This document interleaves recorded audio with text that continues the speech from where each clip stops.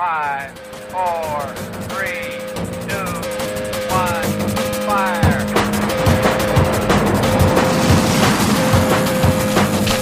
The only thing we have to fear is spirit.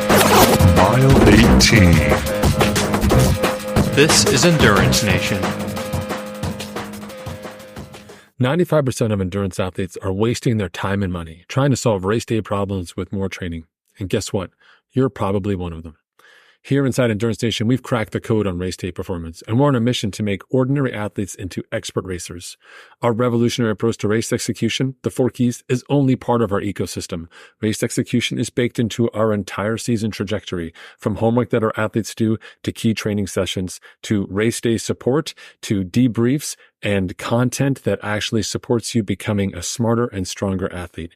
If you're interested in upping your intellectual game and making sure that you're just as mentally tough as you are physically strong, go to endurancenation.us. You'll find resources on that page and an opportunity to sign up for our newsletter, including free courses that will teach you some of our frameworks and start you on the path to becoming a better athlete. If it's got a finish line, we're ready to help you get there. Find us at endurancenation.us. 5 seconds, athletes. Here we go.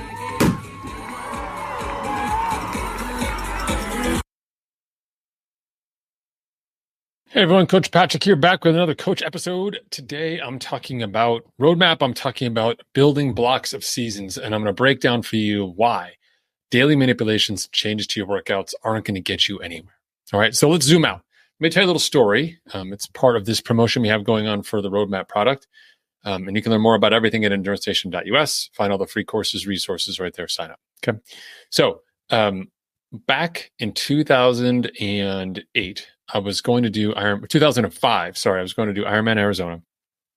And I was my 4th year of doing Ironman races. I've been doing, it's probably like my 7th or 8th one. And I was getting serious at this time. I've been training for 2 a year, and was started my coaching business, and was trying to get off the ground. Hadn't started Endurance Nation yet, but was really trying to sort of cement my role. And of course, at the time, everyone's asking me, hey, you do Ironman? Have you done Ironman Hawaii? And I'm like, no, I can't get there from here. It's hard to get there. Even back then, it was hard for me. And so what I decided to do was get a coach, right? I had some coaching advice, like friends who were coaching, friends who were coaches who were helping. But I said, I'm going to invest in a coach. I found a $high coach, amazing guy, ready to help me out. Other side of the world, so I had to kind of email. We're playing tag. And so I say, listen, I need some help, etc. I said, no problem. This is how much it costs. Send the money.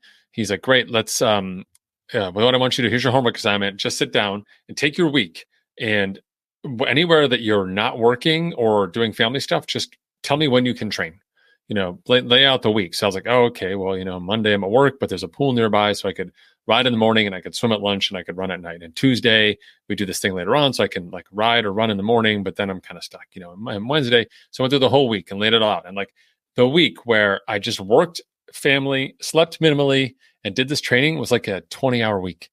I was like, this is like all of the training. I was thinking that I was sending him like all the windows for my training. No, not at all. I was so surprised.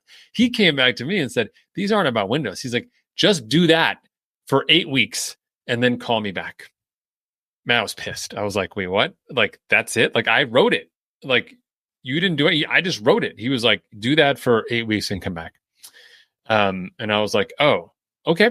And so fast forward to race day. I show up, I'm super fit. I'm exhausted. Like I, really pushed myself beyond my physical limits. I was super fit. I made some really good decisions thanks to racing first time with power. And ended up going 10:08. I think I've got the picture. I got the picture around here somewhere. Probably downstairs maybe, of me, out on the run. Cause the old Ironman Arizona run course had you go out along the canals on the packed dirt, which was amazing. And had a great race, was really pleased, did not qualify, but was getting closer. It was a significant personal best. The net result really was that I was fitter than I'd ever been. And it was the least complicated program I'd ever done. In fact, I wrote it myself. And that really inspired me when I got into Endurance Nation and started coaching at scale, was to understand the component and the role of a coach, the components of a training plan, but the role of a coach. And as data and information has evolved, we live in a world now where we wear devices all the time. I'm wearing this ring right now, measuring my sleep and what happens to me during the day. I've got a mattress that compensates for that and does tracking and cooling and temperatures as well. I wear a heart rate monitor when I work out. Some people wear the continuous glucose monitor. That's not me, not my jam. And we have everything from like heat sensors as well attached to my heart rate monitor, power meters, all sorts of data that comes in, data from the weather, data from everywhere. We have tons of data, and all of that's being used right now by the platforms that are out there to help us make all these micro changes. Add your HRV, change this, do that, go up 1%, down 1%, etc. All of that stuff really is just noise masquerading as value. It doesn't actually really matter. And the key is this, because it's really the difference between like a good coach and a great coach, right? So a good coach can see what's going on, right? A good coach can recognize it and know what's happening. A great coach is the one who facilitates that change. And what's fantastic about the Endurance Nation protocol, and I'm biased, is that we give you the time to actually evolve. So I'll give you another example, not my example, but an example of what the difference between a good and a great golf coach is. Like, so when you go for swing coaching, a good coach is someone who says like, oh, hey, your grip's not right. You're basically, you're bending your arms and your hips a little bit. Do this, take a swing. They take a swing. They say, okay, great. Now I want you to position your chin this way. Watch your hip swivel. Okay, take a swing. Okay, great. Now I want to change this. And it's constant, like one swing changes, one swing change. By the end of the lesson, you're as an athlete, as an individual, as a student, you're just bombarded with changes and information. You're not quite sure where you started again, because you kind of lost that bit. It's like adjusting your bike seat without putting tape on it. And you don't know where you are now. And there's no sense of like being able to replicate that. Here's what a great golf coach does. Great golf coach comes in, takes a look at a couple of your swings and says, here's what I want you to do. I want you to keep your left wrist straight and watch your right arm. Okay. Do that for a week. Every time, go do that for a week. Come back. A week later, they say, take a look at it. They say, great job with the left wrist. Now I want you to work on that right leg. This is what you're doing a right leg. Nail it. Get it done in the training session. Are we good with the right leg? We're good with the right leg. Good. Go out, do that for a week. Come back. Done. And the difference is that the second coach, the great coach that I'm talking about, that great coach talks to you for like 20 minutes, 15, 20 minutes. It feels like a ripoff, but it's creating the change that you want to have that makes you actually a fundamentally better golfer. The first coach, whoa, like you're spending all this time, you're giving me all this information, all this time and attention. It was supposed to be a 60-minute session, but you went 70 minutes. It's totally worth the $500 that I paid you for that session, but you got nowhere, right? You felt like you were getting a lot of stuff, but you actually functionally got nowhere. Right. And so the difference between our approach and that standard approach is that we work with blocks in our season. Okay. So inside Endurance Nation, there's 5 major blocks to your season as part of our roadmap, right? We have the preparation block. We have the out-season block. We have the specificity block. We have the race preparation block. And then we have the recovery block. Okay. So let's kick it off, right? Transition. What is transition? Transition is what we do as we enter into a season. We're transitioning out of last season or transitioning off of an injury or transitioning out of being sedentary, whatever it is that you want, right? So we say, okay, we're going to bring it in like that. Okay. When we come into that and we kind of roll into that, we say, now we go into our out season, the most important part of our year, 14-week program, different phases inside there. It's a protocol. And I benchmark you not on what level of the out season you choose or which focus you choose, run or bike or balanced or whatever that is. No, I benchmark you on how far you get through the out season. You have the protocol. We do functional testing. How far can you get? Beginners, 8-9 weeks. Then we got to dial it back. More intermediate folks, 11, maybe 12 weeks. Advanced folks, 14 weeks. Do the whole program with fidelity. That benchmark you in terms of your progress through that out-season block lets me know as a coach how fit you are and how ready you are for the next stage of your training, right? We come out of that and we move into our specificity block. This is where we dial in on a particular discipline as it relates to your need for development, as we've learned in the out-season, and then also related to your race goals. So we'll say, do we need bike specificity, bike volume? We need bike strength, bike endurance, run specificity, again, run volume, run strength, run discipline. So we go through all of that, right? Figure it out, right? And then we go into the race prep. And here we go again, another big block, 12 weeks. You're going to move through the protocol where you're actually doing benchmarking sessions, you're doing some challenge rides, you're doing some race simulations. All of this is protocols that allow you to get through it. Everyone goes through the same 12 weeks. Yes, there's some variety levels in terms of what you can do. Again, predicated by the out season and the early indicators of your fitness and how you've survived basically the bulk of the year and exited the specificity block. And you go through that. And the whole point here is to not just make you super strong. We've already gotten super strong inside Endurance Nation.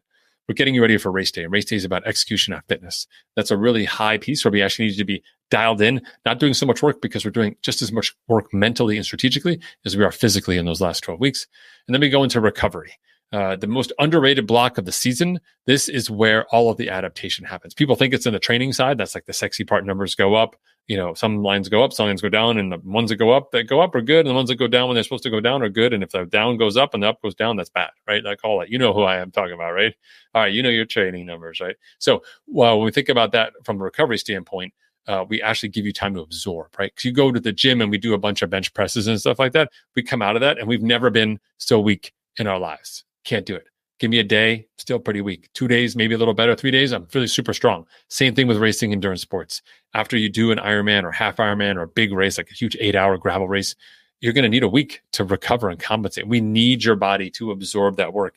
We're going to see those lines go, the up goes down and the down goes up. We're not happy about it, but that's the process of absorption. That's actually becoming stronger. No metric for that, but that's actually what's happening. There's nothing out there that captures it. That's actually what happens. And then we can move on to the next phase of your year, whether you're cycling through race prep again, you're going back to specificity, whatever it is that you need to do, we can work through it. And the best part about those 5 different blocks of the season is that when you're in a particular block, you're with hundreds of other athletes who are in the same block. When we do the out season every year, we have 300 to 400 athletes in the out season, going through the out season together. It's the most social time of the year. Race prep, same thing. I'm in race prep. You're in race prep. Let's race together. Let's go. We can do it. Don't have to be doing the same race. Don't have to be doing the same discipline even, because race prep is the 12-week construct that we move through together. So it creates an opportunity for both social interaction, but also personal growth, because your job is to actually, with fidelity, execute this block of the plan. And that's the last part that I want to bring up as a highlight for you around the block methodology and the block approach to training, is that you actually get a program that you're going to follow for 6 weeks if it's specificity, 14 weeks if it's out season, 12 weeks if it's a race prep, 4 weeks or 2 weeks if it's recovery, depending on your race discipline. Now you've got new homework assignment for a set period of time. Very easy for you to focus in and dial in these objectives. One of the biggest problems when we have workout plans where you get just new updates every week, don't know what's going to show up, don't know why, you don't understand what's happening, and you also don't understand what it is you're supposed to be doing.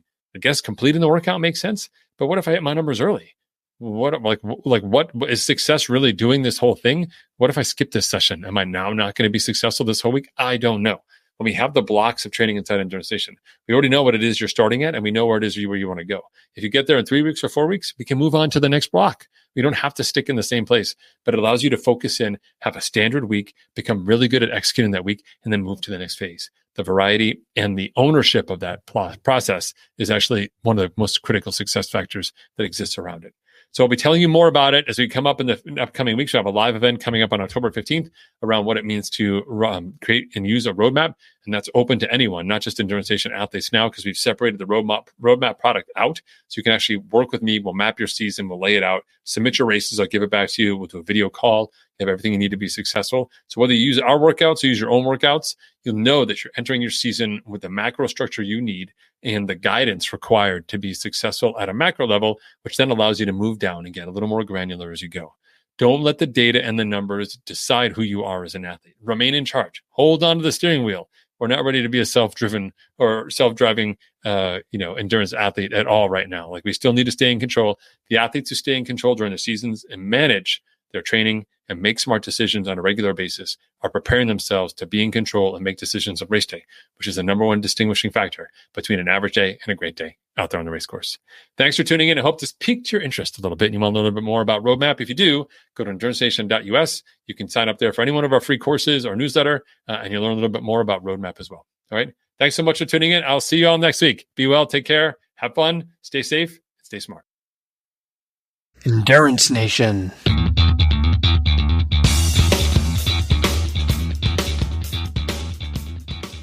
Hey, podcast fans. I know you love the podcast because here you are, you're listening to it and you're still listening to me talk right now. Did you know you can get content just like this in your inbox once a month?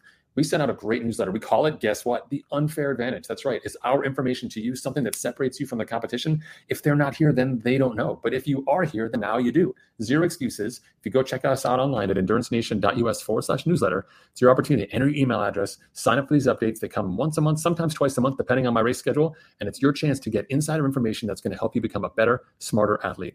Don't miss out on this chance to get ahead of the competition. It doesn't cost you any money, and it's not a ton of work. It's just your email address. That's endurancenation.us/newsletter. For more information about Endurance Nation, visit us online at endurancenation.us. The provided music is from the Podshow Podsafe Music Network. Check it out at music.podshow.com.